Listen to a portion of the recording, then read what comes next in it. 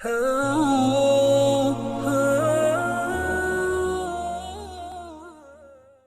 نے جو متعدد مواقع سے آیات مبارکہ آپ کو سنائی کہ ہر جگہ پر چوٹی کی چیز صبر ہے، آخری چیز جو بیان ہوتی ہے وہ صبر ہے۔ سورۃ العصر میں آخری بات وَتَوَاصَوْا بِالصَّبْرِ یا ایھا الذین آمنوا استعینوا بالصبر والصلاۃ، اے ایمان والو مدد حاصل کرو صبر سے اور نماز سے۔ ان اللہ مع الصابرین، اللہ تعالیٰ صبر کرنے والوں کے ساتھ ہے۔ اور پھر آگے چل کر وبشر الصابرین الذین اذا اصابتهم مصیبۃ قالوا انا للہ وانا الیہ راجعون، اے نبی بشارت دیجئے، خوشخبری دیجئے ان صبر کرنے والوں کو کہ جن پر جب بھی کوئی تکلیف یا مصیبت نازل ہوتی ہے تو کہتے ہیں کہ ہم اللہ ہی کے ہیں اور اللہ ہی کی طرف ہمیں لوٹ جانا ہے۔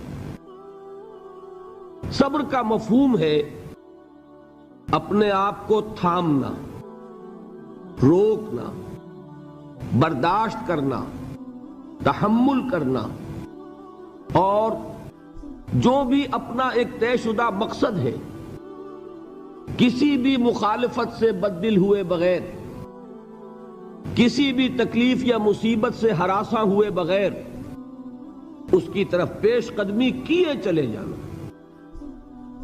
بڑی سخت سردی پڑ رہی ہے، فجر کا وقت ہے، گرم پانی کا اہتمام نہیں ہے، اب اس وقت فجر کی نماز کے لیے اٹھنا، ٹھنڈا پانی اگر ہے تو وضو تو کرنا ہوگا، اس ٹھنڈے پانی سے وضو کرنا، اس وقت لحاف سے نکلنا ہی بہت مشکل، ٹھنڈے پانی سے وضو کرنا اور مصیبت۔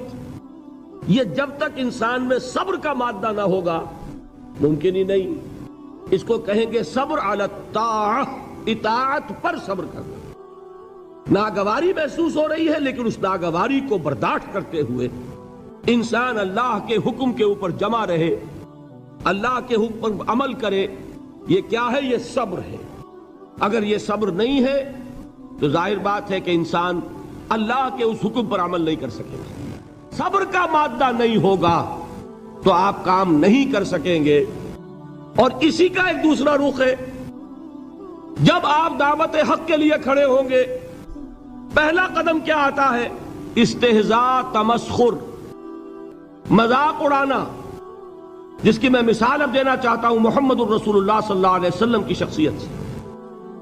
دیکھیے ہم کیا اور ہماری بساط کیا، ہم کیا مبلغ ہوں گے، کیا داعی ہوں گے، ہمارے اپنے دامن پر داغ ہوتے ہیں، لیکن یہ کہ محمد الرسول اللہ کے دامن پر کوئی داغ تھا؟ ان کو تو سارے مکے والے الصادق الامین کہتے تھے، نہایت محبوب شخصیت تھے، ان کے لیے تو جا صادق، جا الامین، یہ الفاظ سننے میں آتے تھے، آنکھوں کا تارا۔ لیکن جب آپ نے دعوت اب شروع کی، اب قرآن مجید میں دیکھیے کسی نے کہا مجنون ہو گئے، دماغ خراب ہو گیا، پاگل ہو گئے، اجی شاعر ہیں، کچھ شعر جوڑ لیتے ہیں ہم پر دھوس جماتے ہیں۔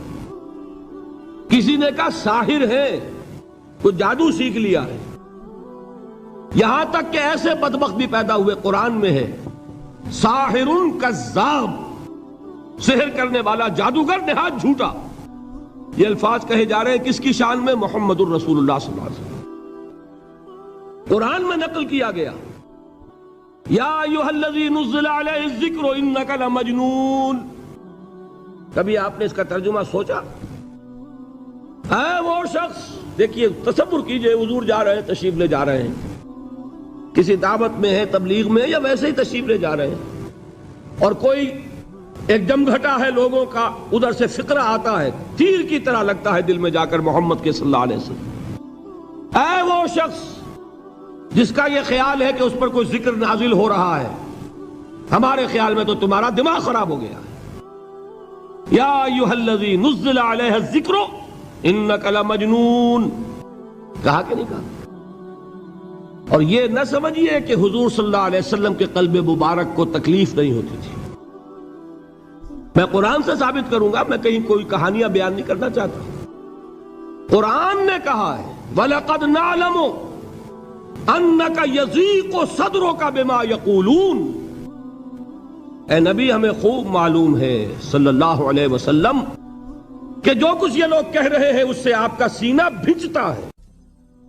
یہ جو گھٹن ہوتی ہے، صدمہ ہوتا ہے. انکا یضیق صدرک بما یقولون، ہمیں خوب معلوم ہے کہ جو کچھ یہ باتیں آپ کو سننی پڑ رہی ہیں، یہ کڑوی کسیلی باتیں، یہ جو فقرے چست ہو رہے ہیں، استہزاء ہو رہا ہے، تمسخر ہو رہا ہے. سورہ حجر میں ہے، ایک جگہ کھڑے ہوئے لوگ قرآن کا مذاق اڑا رہے ہیں. بھائی فلاں آیت تم لے جانا، فلاں آیت میری ہوگی. اس کے ٹکڑے کر رہے ہیں، اس کے ٹکڑے حصے بکھرے کر کے قیمہ بنا کر ان آیات کا تمسخر اڑا رہے ہیں. ایک جگہ قرآن مجید میں مذکور ہے کہ فرشتوں کا مذاق اڑ رہا ہے. بھائی یہ دیکھو محمد نے کہا ہے صلی اللہ علیہ وسلم کہ جہنم پر تو کل 19 فرشتے ہیں، علیہا 19 قرآن میں آیت نازل ہوئی. ایک پہلوان کہتا بھائی 10 کو تو میں سنبھال لوں گا، باقی 9 کا تم انتظار کر لو. یہ باتیں آ رہی ہیں حضور کے کانوں میں. کلام الہی کے ساتھ کیا سلوک ہو رہا ہے، مجھ پر کیا فقرے چست کیے جا رہے ہیں، مجھ پر جس طریقے سے استہزاء اور تمسخر کا رویہ اختیار کیا گیا ہے. دل بھج رہا ہے، دل میں صدمہ ہے. دیکھیے سورہ نون ہے، اور میرے نزدیک یہ دوسری وحی ہے جو حضور پر نازل ہوئی ہے. اس کی ابتدائی آیات نون والقلم وما یسطرون ما انت بنعمت ربک بمجنون وَإِنَّ لَكَ لَأَجْرًا غَيْرَ مَمْنُونٍ وَإِنَّكَ لَعَلَىٰ خُلُقٍ عَظِيمٍ فَسَتُبْصِرُ وَيُبْصِرُونَ بِأَيِّكُمُ الْمَفْتُونُ إِنَّ رَبَّكَ هُوَ يَعْلَمُ بِمَنْ ضَلَّ عَنْ سَبِيلِهِ وَهُوَ أَعْلَمُ بِالْمُهْتَدِينَ. نون، قسم ہے قلم کی اور جو کچھ یہ لکھتے ہیں. اے نبی آپ اپنے رب کی نعمت سے مجنون نہیں ہیں.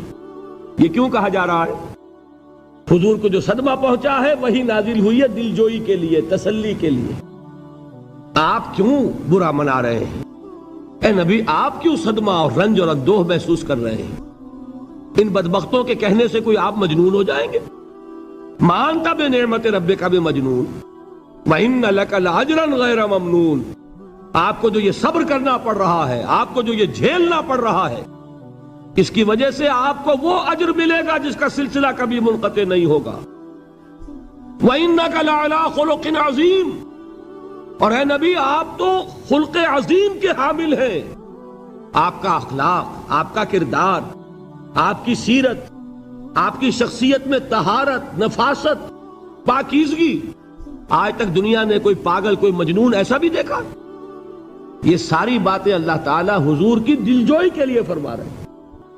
اس سے آپ اندازہ کیجئے کہ کتنا صدمہ ہوتا ہوگا. یہی ہے، اس ساری چیز کو جمع کیجئے تو یہ چیز کیا ہے؟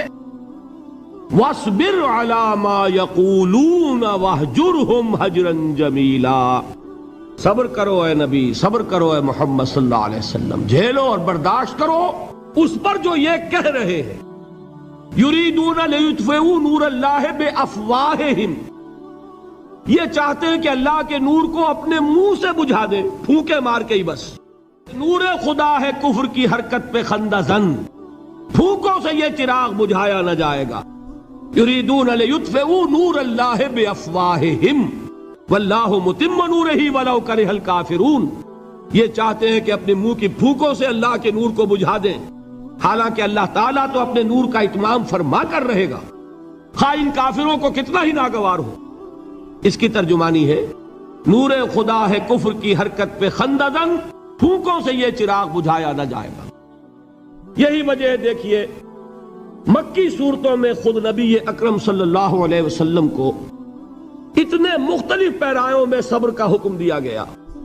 کچھ مثالیں میں دے چکا ہوں. وَلِرَبِّكَ فَاصْبِرْ، اسی طریقے سے وَاصْبِرْ كَمَا صَبَرَ أُولُو الْعَزْمِ مِنَ الرُّسُلِ.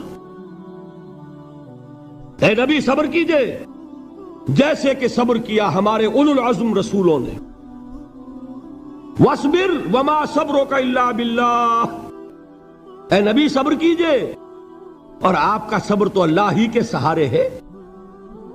وَاصْبِرْ لِحُکْمِ رَبِّكَ، یہ سورہ نون جس کی ابتدائی آیات میں نے آپ کو سنائی، نون والقلم وما یسطرون ما انت بنعمت ربک بمجنون، اس کا اختتام کیا ہوتا ہے؟ وَاصْبِرْ لِحُکْمِ رَبِّكَ وَلَا تَكُنْ كَصَاحِبِ الْحُوتِ اِذْ نَادَىٰ وَهُوَ مَكْظُومٌ، اے نبی صبر کیجئے اپنے رب کے فیصلے کا، انتظار کیجئے اور اس مچھلی والے کے مانند نہ ہو جائیے۔ مچھلی والا کون؟ حضرت یونس علیہ السلام۔ مچھلی والے نے اپنے دینی حمیت اور غیرت جو تھی اس کی وجہ سے اللہ کے حکم کا انتظار نہیں کیا، اپنی قوم کو چھوڑ کر چل دیے۔ نبی کا، رسول کا یہ معاملہ ہوتا ہے، جیسے کہ آپ کو معلوم ہے کوئی افسر ہے کسی حکومت کا، وہ اپنی پلیس آف ڈیوٹی کو نہیں چھوڑ سکتا، He must stick to his place of duty۔ بڑے افسرز کے لیے تو یہ بہت بہت اہم بات ہے۔ تو اے رسول، جہاں آپ کو ہم نے تعینات کیا ہے آپ وہاں سے ہل نہیں سکتے کہ ذرا مخالفت ہوئی، لوگوں نے فقرے چست کیے اور آپ کہیں اور چل دیے، دفع ہوئیے، یہ بات نہیں سننا چاہتے، میں کسی اور کو سناؤں گا۔ ہو سکتا ہے نا؟ ہم تو کرتے ہیں نا یہ، اس لیے کہ ہمیں تو اللہ نے کہیں تعینات تو نہیں کیا نا۔ اگر ایک جگہ کے لوگ بات نہیں سنتے، چلو بھائی ہم کہیں اور جائیں گے، وہاں بات سنائیں گے۔ لیکن رسول کا معاملہ ہوتا ہے جو اس کی پلیس آف اپوائنٹمنٹ ہے، he cannot leave his place without the express permission of Allah سبحانہ وتعالی۔ آپ نے یہ سنا ہوگا، سیرت کی تقاریر میں پڑھا ہوگا کہ مدینے کی طرف ہجرت کی اجازت حضور نے تمام صحابہ کو دے دی، خود منتظر رہے جب تک کہ اللہ کی طرف سے اجازت نہیں آ گئی۔ حضرت ابوبکر پوچھتے رہتے تھے حضور اجازت آ گئی کہ نہیں؟ نہیں ابھی نہیں آئی۔ حضور اذن آ گیا؟ نہیں آیا، ابھی نہیں آیا۔ حبشہ کی طرف سب کو بھیج دیا، اجازت دے دی جو جانا چاہے چلا جائے۔ حضور کی صاحبزادی جو حضرت عثمان کے نکاح میں تھی وہ بھی ہجرت کر رہی، لیکن حضور تو نہیں گئے۔ رسول نہیں چھوڑ سکتا اپنی جگہ کو، یہاں تک کہ تمام تقریباً صحابہ چلے گئے، حضور رہ گئے، حضرت ابوبکر رہ گئے، حضرت علی رہ گئے، اور حضرت ابوبکر پوچھ رہے ہیں بار بار اجازت آئی یا نہیں؟ نہیں ابھی نہیں آئی۔ حضرت عائشہ نے واقعہ بیان کیا کہ ایک روز اچانک دوپہر کے وقت ہم نے دیکھا کہ حضور نے اپنے پورے جسم کو ڈھانپا ہوا ہے، چہرے کو بھی کپڑے میں ڈھانکا ہوا ہے اور تشریف لا رہے ہیں۔ یہ اس میں تعجب کی بات یہ کہ عرب میں آج بھی آپ کو معلوم ہے کہ یہ چیز جو ہے ان کی روایات کے خلاف ہے کہ دوپہر کے وقت کوئی کسی سے ملنے جائے۔ یہ وقت جو ہے قیلولے کا ہے، آرام کا ہے۔ تو این ٹھیک دوپہر کے وقت تشریف لائے حضور، آپ نے آ کے حضرت ابوبکر سے فرمایا کہ اجازت آ گئی ہے۔ حضرت ابوبکر نے بہت خوش ہو کر ایک بات کہی، حضور میں نے 2 اونٹنیاں تیار کی ہوئی ہیں۔ یعنی اب آپ وہ تو سوچتے تھے نا شاباش ملے گی کہ میں نے تیاری کی ہوئی ہے، میں نے 2 اونٹنیوں کو خوب کھلا پلا کے فربا کیا ہوا ہے، بڑی توانا ہے تاکہ ہم تیزی کے ساتھ سفر کر سکیں۔ حضور نے توقف کیا، فرمایا ہاں ٹھیک ہے، 1 اونٹنی میں استعمال کروں گا لیکن میں اس کی قیمت ادا کروں گا۔ حضرت ابوبکر کی آنکھوں میں آنسو آ گئے، روتے ہوئے کہا حضور مجھ سے یہ مغایرت، کیا یہ جان اور مال کسی اور کے لیے ہے؟ آپ مجھ سے بھی کہہ رہے ہیں میری اونٹنی جو ہے وہ بھی بلا معاوضہ آپ قبول نہیں فرما رہے۔ یہ ہے محمد الرسول اللہ کی غیرت اور حمیت کا معاملہ۔ اب دیکھیے ایک بات عجیب ہے، یہ ربط اپنے ذہن میں رکھیے، اللہ تو صبر کی تلقین کر رہا ہے اپنے رسول کو، اور رسول یہی تلقین کر رہے ہیں اپنے صحابہ کو، صبر کرو، جھیلو، برداشت کرو، ہاتھ مت اٹھانا، کوئی جوابی کارروائی نہیں ہوگی، بلکہ اپنے اوپر جھیلو جو کچھ جھیلنا ہے، ڈٹے رہو، پیچھے مت ہٹنا، یہ صبر ہے، لیکن ہاتھ اٹھانے کی اجازت نہیں۔ چنانچہ اب ذرا چشم تصور سے دیکھیے، ابو جہل اس نے جو بدترین روش اختیار کی، وہ ایک خاندان تھا حضرت یاسر، ان کی اہلیہ حضرت سمیہ اور ان کے فرزند حضرت عمار رضی اللہ تعالی عنہم۔ یہ غلام نہیں تھے، حضرت سمیہ تو کنیز تھیں لیکن یاسر غلام نہیں تھے۔ ان کی کہانی یہ ہے واقعہ یہ ہے کہ یہ بہت نیک آدمی تھے یاسر، یمن کے باشندے. انہیں کو خواب میں بشارت ہوئی کہ نبی کا ظہور ہونے والا ہے مکے میں، جاؤ شاید ان کے قدموں تک پہنچ جاؤ. یہ یمن سے ترک وطن کر کے مکے آ گئے. ابو جہل کا ایک چچا تھا، بہت شریف النفس انسان، اس کے ساتھ معاہدہ کیا حلیف بن کر، اور وہ مکے میں رہنے لگے. اس لیے کہ یہ نوٹ کر لیجئے، مکہ اس وقت ایک قبیلے کا شہر تھا، صرف قریش. یا قرشی رہ سکتا تھا وہاں، یا قرشی کا حلیف، کہ اگر تو کسی قرشی نے آپ کو امان دی ہوئی ہے تو آپ رہ سکتے ہیں مکے میں، ورنہ نہیں. یا تیسرے قرشی کا غلام، غلام تو ملکیت ہی ہے اس کی، جیسے بھیڑ بکری ہے کسی قرشی کی، اسی طرح اس کے غلام ہے. یہ 3 کیٹیگریز تھی انسانوں کی مکے میں. اسی کو نوٹ کیجئے کہ جو بیچارے غلام تھے وہ سب سے زیادہ ستائے گئے، اس لیے کہ غلاموں کے تو حقوق ہی کوئی نہیں تھے.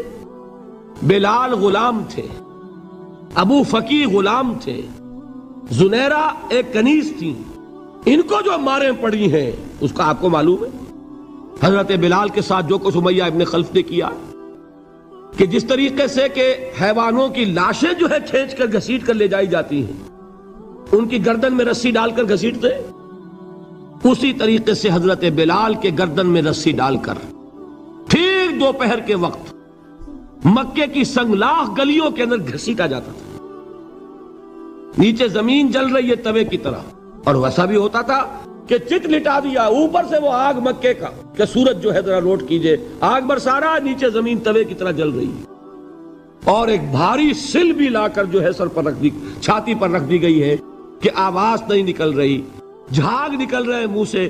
لیکن اس حال میں بھی احد احد احد، ایک ایک اللہ، قل هو اللہ احد، الفاظ نکل رہے. یہ ہے وہ صبر، صبر علی الابتلاء، صبر علی الایذاء. یہ ابتلاء اور ایذاء پر صبر ہے. جھیلو، برداشت کرو، اس توحید پر قائم رہو، محمد کی رسالت کے اقرار کرتے رہو صلی اللہ علیہ وسلم، لیکن ہاتھ نہیں اٹھانا.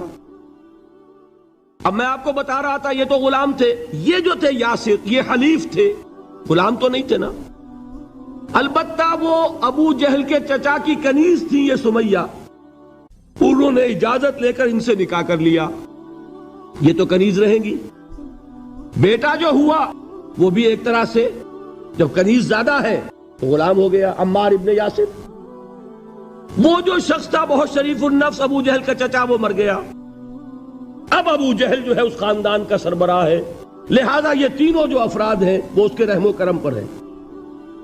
یاسر کو بھی پروٹیکشن اگر ہے تو ابو جہل کی ہے، ابو جہل جو چاہے کرے. اور سمیہ تو کنیز ہے ہی، اس کا تو کوئی حق ہے ہی نہیں، جو چاہے کرے. اور عمار ان دونوں کا بیٹا ہے، لہذا بدترین معاملہ کیا ابو جہل نے ان 3 افراد کے ساتھ.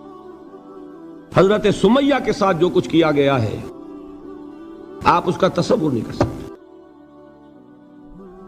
بالآخر جو شہید کیا ہے حضرت سمیہ کو، ایذائیں دے دے کے، سسکا سسکا کے، ان کے جسم کے نازک حصوں کو جلا کے، داغ دے کر. کہتا کیا تھا؟ ایک دفعہ کہہ دو کہ میرا جو یہ بت ہے یہ بھی الہ ہے، مان لو میں چھوڑ دوں گا. تنگ آ گیا، کسی طریقے سے ایک دفعہ کہہ دو پھر میں چھوڑ دوں گا. لیکن یہ میاں بیوی حضرت یاسر اور حضرت سمیہ رضی اللہ تعالی عنہما، یہ ہے ثبات، یہ ہے صبر، یہ ہے استقلال. ایک مرتبہ بھی کہنے کے لیے تیار نہیں ہوئے، جو چاہو کر لو، اب ہم تو اس سے پیچھے نہیں ہٹیں گے. تنگ آ کر اس نے حضرت سمیہ کی تو شرمگاہ میں برچھا مارا ہے اور شہید کیا. حضرت یاسر کے بارے میں ایک روایت یہ ہے، ستا ستا کے، تنگ کر کر کے، آخر کار جو ختم کیا، انہیں شہید کیا کس طرح؟ 4 سانڈ اونٹ جوان، ان سے رسے باندھے، ایک رسے سے ایک بازو باندھا، دوسرے سے دوسرا بازو باندھا، تیسرے سے ایک ٹانگ باندھی، چوتھے سے دوسری ٹانگ باندھی، اور چاروں کو دوڑایا ہے کہ جسم کے پرخچے ہو گئے. اس وقت سامنے سے حضور گزرتے تھے جبکہ آل یاسر کے ساتھ یہ معاملہ ہو رہا ہے.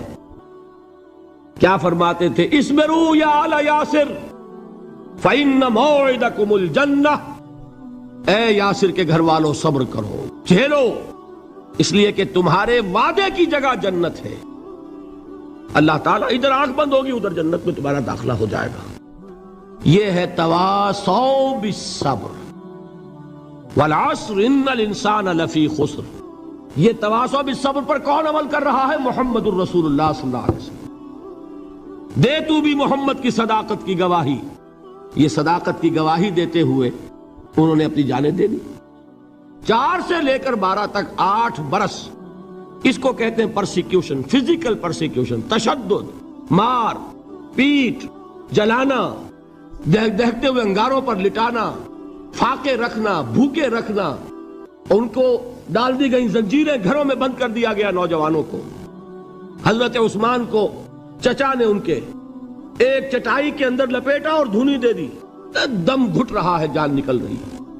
حضرت مصعب بن عمیر رضی اللہ تعالی عنہ، وہ نوجوان 200 درہم کا جوڑا ان کا سل کر آتا تھا شام سے تیار ہو کر، لباس معطر ہوتا تھا، جدھر سے نکل گیا پوری گلی جو ہے وہ معطر ہو گئی، انگلیاں اٹھ رہی ہیں، وہ جا رہا ہے مصعب، یہ خوشبو اس کی ہے۔ اس مصعب کے ساتھ کیا سلوک کیا؟ باپ تو مر چکا تھا، ماں نے پالا تھا، دولت بہت چھوڑ کر گیا تھا باپ، لہذا ماں نے بڑے ناز و نام میں پالا، بڑے لاڈ پیار میں، 200 درہم کا جوڑا تیار ہو رہا ہے۔ لیکن یہ کہ آپ کو معلوم ہے عرب کے اس معاشرے میں عورت کی کوئی حیثیت نہیں تھی، ماں کا اختیار نہیں تھا، چچا تھا اب سربراہ خاندان کا۔ چچا نے کہا مصعب اگر تم نے اپنے باپ کا دین چھوڑ دیا ہے تو باپ کی دولت پر بھی تمہارا کوئی حق نہیں ہے، نکل جاؤ گھر سے۔ اس نے یہ سوچا تھا کہ مصعب کے ہوش ٹھکانے آ جائیں گے، دن میں تارے نظر آ جائیں گے، ناز و نام میں پلا ہوا گھر سے نکل کے جائے گا کہاں، یہ سارا نشہ جو ہے توحید کا یہ حیران ہو جائے گا۔ حضرت مصعب کا جواب بالکل برعکس تھا، اچھا ٹھیک ہے چچا جان، میں گھر چھوڑتا ہوں۔ وہی بات جو کبھی کہی تھی ابراہیم نے، باپ نے کیا کہا تھا؟ واجرنی ملیہ، جاؤ چلے جاؤ، دفع ہو جاؤ میری نگاہوں سے۔ حضرت ابراہیم نے کیا جواب دیا تھا؟ سلام علیک ساستغفر لک ربی انہ کان بی حفیہ۔ اچھا ابا جان آپ کا حکم یہی ہے تو میں چلتا ہوں، آپ پر سلامتی ہو، میرا رب مجھ پر بڑا مہربان ہے، میں اس سے آپ کے لیے استغفار کروں گا۔ جلدی، یہی جو ہے حضرت ابراہیمی کی نسل ہے نا قریش۔ آج ابراہیم کے ایک بیٹے کے ساتھ وہی معاملہ ہو رہا ہے، مصعب کے ساتھ، اور مصعب چلنے کے لیے تیار ہو گئے۔ چچا نے سوچا، میں سمجھتا تھا کہ ہوش ٹھکانے آ جائیں گے، یہ تو تیار ہو گیا نکلنے کے لیے۔ غصے میں آ کے اگلی بات کہی، یہ کپڑے جو پہنے ہوئے تم نے یہ بھی اسی مشرک باپ کی کمائی کے ہیں، اتارو ان کو۔ وہیں کپڑے اتارے، مادر زاد برہنہ گھر سے نکالے گئے۔ ماں کے پاس پہنچے، ماں نے آنکھوں پر ہاتھ رکھے، مصعب کیا ہوا؟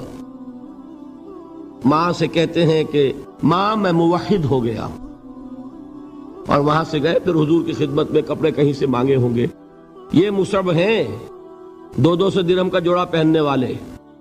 جب حضور پر مدینے کے 12 افراد ایمان لائے تھے، بیعت عقبہ اولیٰ ہوئی، انہوں نے کہا کہ حضور ہمیں کوئی شخص اپنا ایسا شاگرد دیجئے جو ہمیں قرآن پڑھا سکے۔ حضور نے حکم دیا مصعب جاؤ، اب مدینے جاؤ، یثرب جاؤ، یثرب والوں کو قرآن پڑھاؤ، انہیں تبلیغ کرو۔ مصعب گئے ہیں وہاں، 1 سال کی کمائی 75 افراد لا کر حضور کے جھولی میں اگلے سال ڈال دیے کہ حضور یہ میری 1 سال کی کمائی ہے، 72 مرد 3 عورتیں۔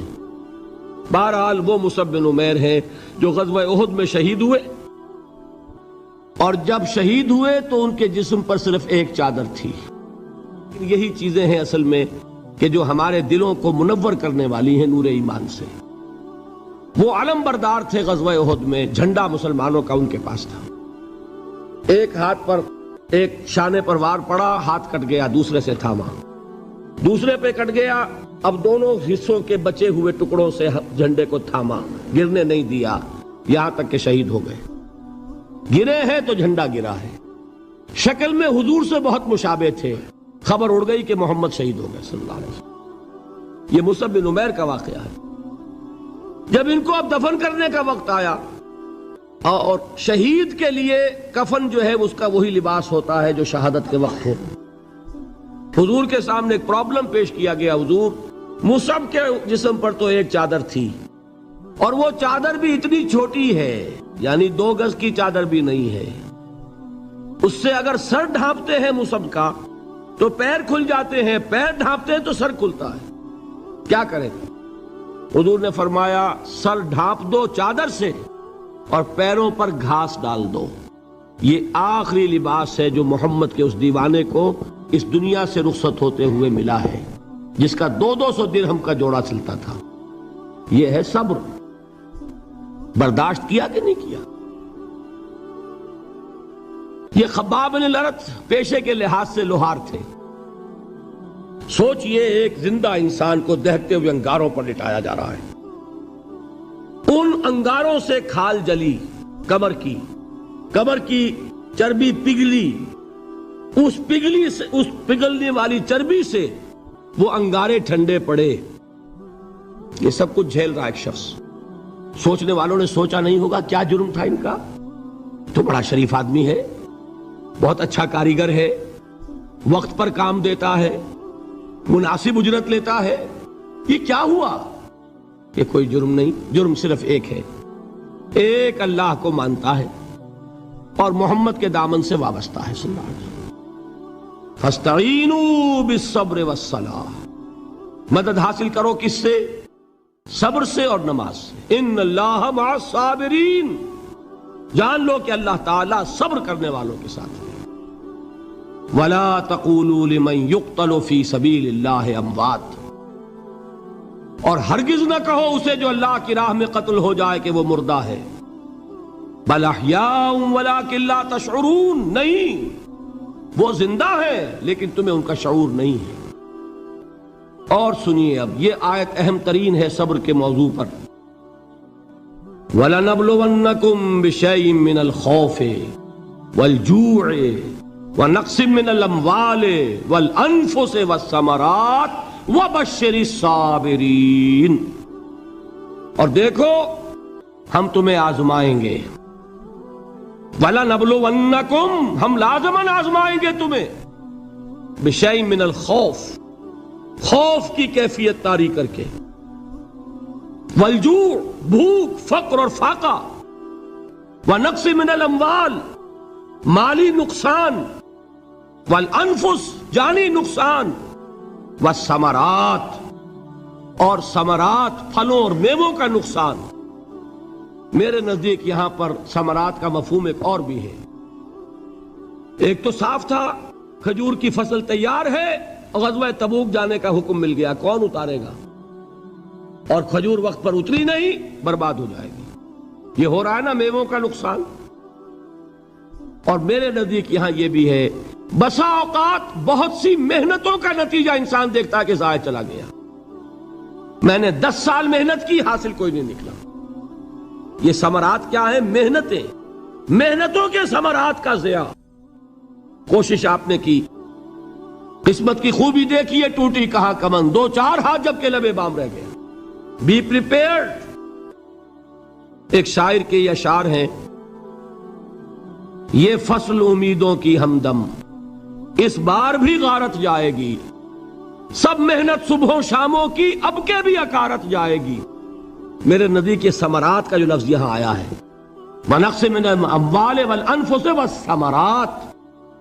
سب محنت صبحوں شاموں کی اب کے بھی اکارت جائے گی.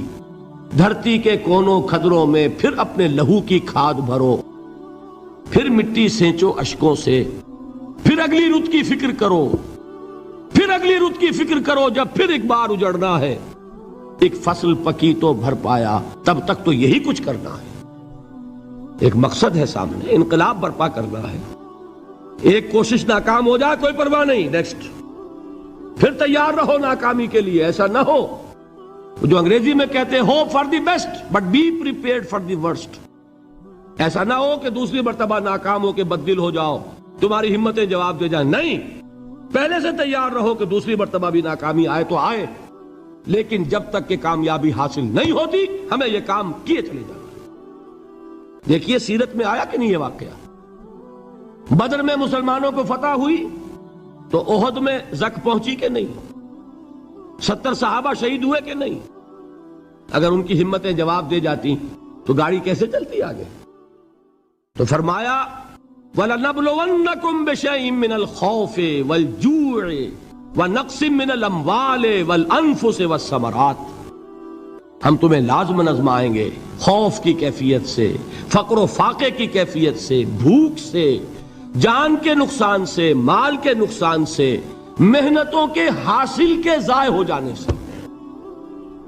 وَبَشِّرِ الصَّابِرِينَ، اور اے نبی بشارت دیجئے صبر کرنے والوں کو۔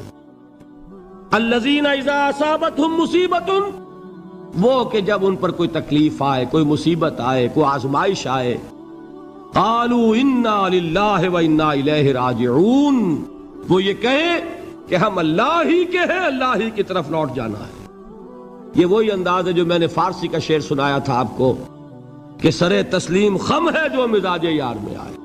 وہ ہمارا مولا ہے، ہمارا آقا ہے، اگر اسے یہی منظور ہے تو ہمیں بھی یہی منظور ہے۔ میں نے تسلیم و رضا کی بات کی تھی نا، آپ کو کچھ شعر سنائے تھے، ایک شعر اور سنیے، اور یہ کس کا ہے؟ محمد علی جوہر کا۔ ایک مرتبہ جیل گئے، ان کی ایک بیٹی جوان بیمار ہوئی، فوت ہو گئی، باہر چھوڑا انگریز نے، جاؤ بھائی دفن کر دو بیٹی کو۔ دوسری مرتبہ جیل گئے، دوسری جوان بیٹی اسی مرض میں مبتلا ہوئی، اب یہ جیل میں ہے، خبر پہنچی کہ دوسری بیٹی کے اوپر بھی اسی مرض کا حملہ ہوا ہے۔ ایک نظم لکھی ہے جس کا آخری شعر یہ ہے، تیری صحت ہمیں منظور ہے لیکن اس کو نہیں منظور تو پھر ہم کو بھی منظور نہیں۔ یہ ہے، جب تک یہ کیفیت نہ ہو اس میدان میں آدمی ثابت قدم نہیں رہ سکتا کہ میرے رب کو اگر یہ منظور ہے تو یہی مجھے منظور ہے، اور تیری صحت ہمیں چاہیے تو ضرور لیکن ہمارے رب کو منظور نہیں تو ہمیں بھی منظور۔ راضی برضائے رب۔ وَبَشِّرِ الصَّابِرِينَ الَّذِينَ إِذَا أَصَابَتْهُمْ مُصِيبَةٌ قَالُوا إِنَّا لِلَّهِ وَإِنَّا إِلَيْهِ رَاجِعُونَ، نہ شود نصیب دشمن کے شود ہلاک تیغت، سر دوستہ سلامت کے تو خنجر آزمائی۔ اولئک علیہم صلوات من ربہم ورحمہ، یہی ہیں وہ لوگ جن پر ان کے رب کی طرف سے عنایتیں ہیں اور رحمتیں ہیں۔ وَأُولَئِكَ هُمُ الْمُهْتَدُونَ، اور یہی ہے وہ لوگ جو کامیاب ہونے والے ہیں، ہدایت پانے والے، ہدایت یافتہ۔ وَالصَّابِرِينَ فِي الْبَأْسَاءِ وَالضَّرَّاءِ وَحِينَ الْبَأْسِ، اور صبر کرنے والے، اصل نیکی ان کی ہے، جسمانی تکلیفوں میں صبر کرنے والے، فقر اور فاقے میں صبر کرنے والے، اور جنگ کے وقت صبر کرنے والے۔ اولئک الذین صدقوا واولئک هم المتقون، یہ ہیں وہ لوگ جو صبر کرنے والے ہیں، یہ ہیں جو سچے ہیں، جو اپنے دعوے میں نیکی کے اور ایمان کے صادق ہیں، اور یہی وہ لوگ ہیں جو متقی۔ اللہ تعالیٰ نے کیسے کیسے مسلمانوں سے کہا، مسلمانوں تمہیں زک پہنچی ہے تو انہیں بھی تو پہنچی تھی، ان کے 70 نہیں مارے گئے تھے بدر میں، ان کے حوصلے جو ہیں وہ تو پست نہیں ہوئے، وہ اگلے سال آ گئے تم پر چڑھائی کر کے، تم کیوں اتنا برا مان رہے ہو؟ تمہارے دل اتنے زخمی کیوں ہو گئے؟ تمہیں تکلیف پہنچتی ہے تو انہیں بھی پہنچتی ہے۔ اپنی غیرت جو ہے ہمیں ذرا اس کا جائزہ لینا چاہیے۔ لوگ باطل نظریات کے لیے کتنی قربانیاں دے رہے ہیں، لوگ باطل چیزوں کے فروغ کے لیے کتنی محنتیں کر رہے ہیں۔ جیسا کہ میں نے ابھی کہا تھا، اسی غیرت کو چیلنج کرنے کے لیے، ذرا آپ کی حمیت دینی کو جوش دلانے کے لیے، قادیانی نوجوان کتنی تعداد میں اپنے آپ کو دین کے لیے وقف کرتا ہے، اور آپ کتنے نوجوان ہیں جو اپنے آپ کو دین کے لیے وقف کر دیں، اور ہوں وہ کھاتے پیتے گھرانوں کے لوگ۔ یہ نہیں ہے کہ اگر کوئی اور کام نہیں کر سکتا تو پھر یہ ہے کہ وہ دین کے کام میں لگ جائے۔ باصلاحیت لوگ، کھاتے پیتے لوگ، ذہنی استعداد رکھنے والے لوگ، اونچے گھرانوں کے لوگ، وہ وقف کریں اپنے آپ کو دین کے لیے۔ اس کے بغیر کیسے باہر آ جائے گی، کیسے رونق آ جائے گی؟ تو دنیا میں باطل نظریات والے جو ہیں، یہ بات کہی گئی ہے، مسلمانوں تم اگر توحید کے لیے لڑ رہے ہو، دیکھتے نہیں ابو جہل کو، اس نے گردن کٹوائی ہے شرک کے لیے، شرک کے لیے گردن کٹوائے، اور تم توحید کے لیے گردن کٹوانے کو تیار نہ ہو۔ اس نے گردن کٹوائی کہ نہیں کٹوائی؟ اور کس طرح کٹوائی ہے؟ چونکہ بڑا متکبر قسم کا، فرعون قسم کا شخص تھا، جب گردن کاٹنے لگے تو کہتا ہے ذرا نیچے سے کاٹنا، تاکہ جب تم نیزے کے اوپر چڑھاؤ میرے سر کو تو اونچا نظر آئے، معلوم ہو سردار کا سر ہے۔ وہ بدبخت مرتے ہوئے بھی جو اس کی یہ کیفیت تھی نا، اس کو ذہن میں رکھیے۔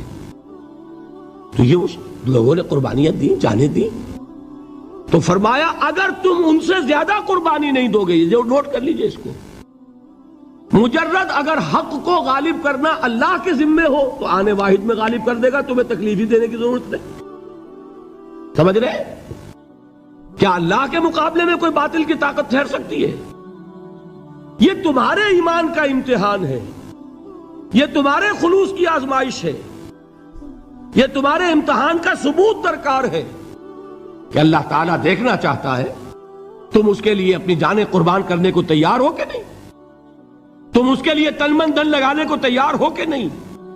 اور یہ جان لو کہ اگر کفار اور مشرکین اور ملحدین اور باطل نظریات والے وہ جو کچھ قربانیاں اپنے باطل نظریات کے لیے دے رہے ہیں، ان سے زیادہ اگر تم نہیں دو گے تو حق غالب نہیں ہوگا۔